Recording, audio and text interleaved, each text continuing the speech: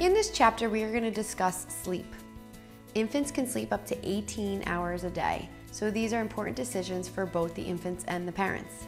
We're going to discuss how much sleep is enough sleep, different sleep patterns and techniques, the importance of developing a bedtime routine, and different products that you're going to be using.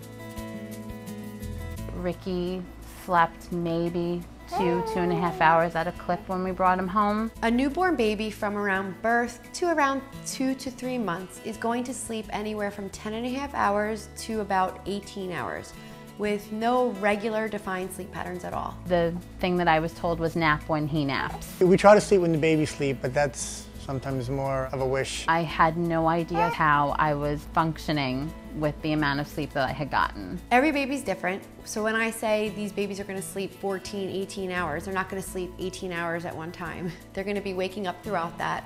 I'm just adding up all those hours in a 24-hour period. Different things can affect their sleep, such as if they're breastfeeding or bottle feeding, if there's light in the room, if it's daytime, nighttime, if they're going through growth spurts at that particular time and they just require to eat a little bit more frequently. Just keep in mind, don't get frustrated. Every baby's different, every sleeping pattern is different. You will eventually develop a sleep pattern that's best for you and your baby as they get older. We put Ricky to sleep mainly breastfeeding, and then I would rock him in the rocking chair. Bo has trouble falling asleep on his own at night. He likes to be rocked, or he likes to fall asleep during a feeding. A lot of parents think they have to rock their baby to sleep, but it's actually a good thing to put them into their cribs awake. This way they can understand that it's bedtime and they learn to put themselves to sleep. Don't stress out. Not every baby is going to be able to fall asleep on their own. But in that case, you could pick your baby up and rock them to sleep. Just know that eventually it's a good idea to have them understand that they should fall asleep on their own while awake in their crib. There's certain things that you can do to help the baby understand that bedtime is coming soon. Establish a bedtime routine. Some of those things could be, first, a nice warm bath. Then you can massage them a little bit. You can dress them in their pajamas, sing them a little lullaby or read them a story, dim the lights, and put them in their crib awake.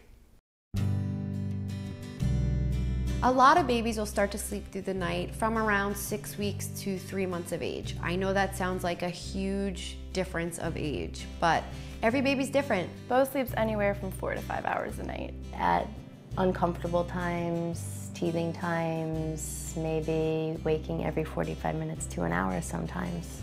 Now, don't get nervous if your baby's sleeping beautifully through the night and then all of a sudden goes back to waking up frequently for feedings. Different things could be related to this, such as growth spurts. Babies might require more feedings throughout the night and the day. Your baby could be having developmental changes and growing. Also, as the baby gets a little bit older, the baby could start teething, and that could cause the baby to wake up a little bit more frequently throughout the night.